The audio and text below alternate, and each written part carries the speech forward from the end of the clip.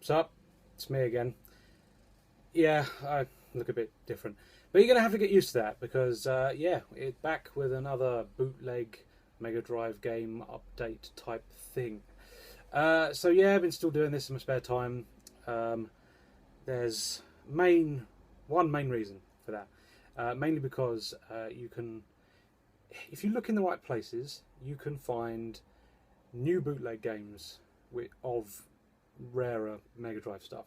And yeah, I know it's cheating. It's not the way to collect games properly, but some of the games in the rarer end of the Mega Drive spectrum are just ridiculous money. And sometimes I just want to play the thing on real hardware, and yeah, it's the cheaper option. So yeah, there you go. So don't knock me for doing what you all want to do. You all want to play the rare games on your actual Mega Drive, but this just makes it a more affordable process. So let's talk about those games in particular first. So first up, I have acquired a bootleg copy of Alien Soldier. So this is a run and gun by Treasure, noted for its bastard hard difficulty. There's a whole host of cool weapons and abilities in this game, and you have to master the lot in what is essentially a massive boss rush. I'm kind of glad I didn't buy a proper copy actually, because I'd be a bit gutted paying big bucks for such a difficult game. Definitely one for the hardcore mob. That's that. Next up, a game I've been after for quite a long time because I do love me some Ninja Turtles. TMNT: The Hyperstone Heist. This is a pretty weird game in that it's essentially a port of the arcade game TMNT 2 Turtles in Time, except only some of the game has been ported intact and the rest of the stages are somewhat original. The time travel focus has also been ignored in favour of a story where Shredder is stealing the national landmarks and shrinking them down for some reason. The game is actually a really solid beat 'em up that sadly lacks 4-player, but does at least include 2-player co-op, where the game really shines. Definitely a game worth owning. Right, so that's the games I bought sort of new. They are, like I say, fresh bootlegs of older Mega Drive games, a little bit more of the rarer stuff. I've got another one that's also a new bootleg, but it is a multi-cart.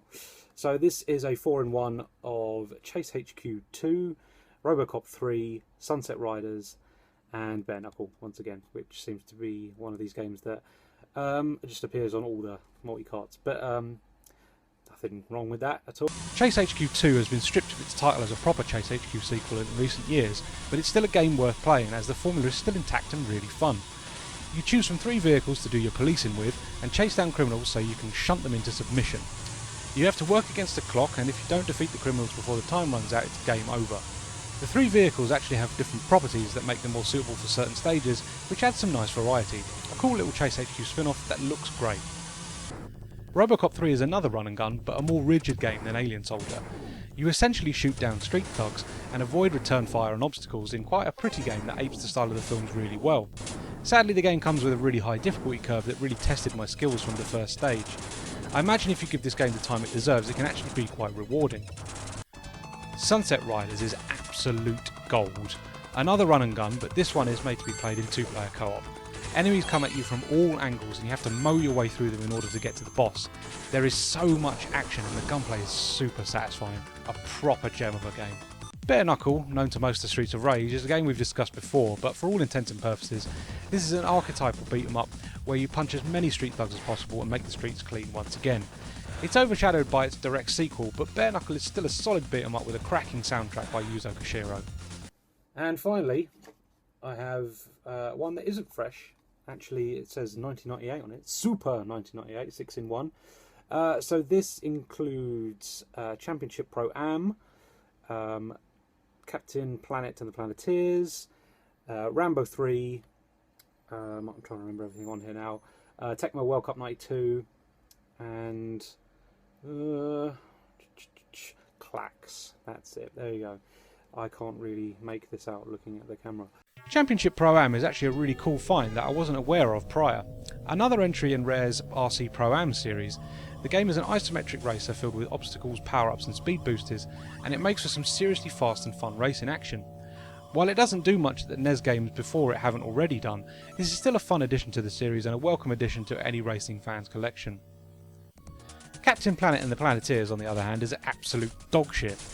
An action game where you have to free the Planeteers, this is actually pretty varied in that each stage has its own unique gimmicks, but the whole thing is executed in such a ham-fisted way that all the fun is sucked out of it. A really tedious and boring tie-in. Rambo 3 is a top-down shooter in the Jackal/Dogs of War mould that suffers once again from a stupid level of difficulty. There is just too much gunfire to dodge at any given point, and the battle with the helicopter was just too difficult to judge. I wanted to like this game, but it threw far too many obstacles in my way.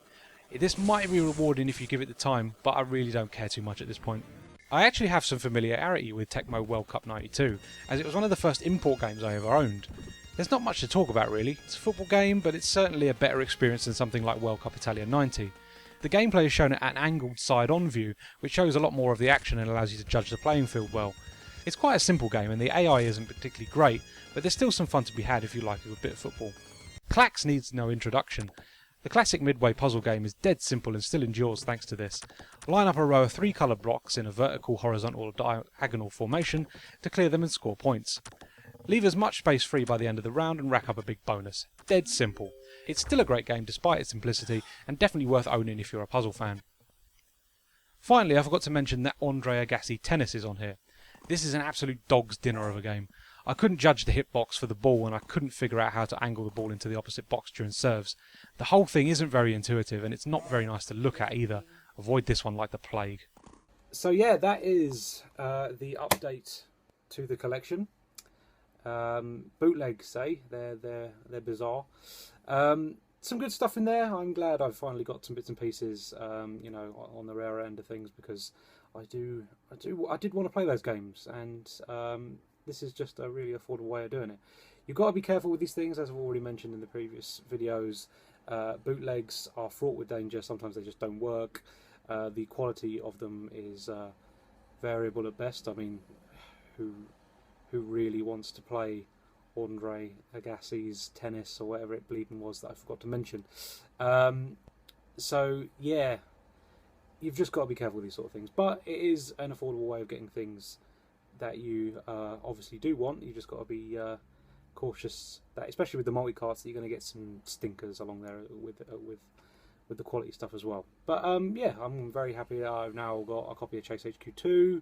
Very much into the fact that I now have Sunset Riders and Alien Soldier and TMNT Hyperstone Heist. So yeah, good stuff all round. But yeah, thank you very much for watching. I have been Sonic Yoda from Sega Driven. You've been watching the Sega Driven YouTube channel.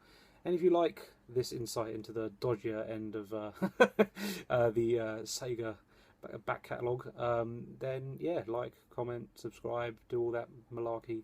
I'm sure you're sick of being told that on every single games video on the internet. But there you go. Got to add these things. So yeah, see you next time, where I might be talking more bootlegs. Might be Let's Plays, might be some racing game thing that I'm doing. Who knows? The pie is the limit. See you later.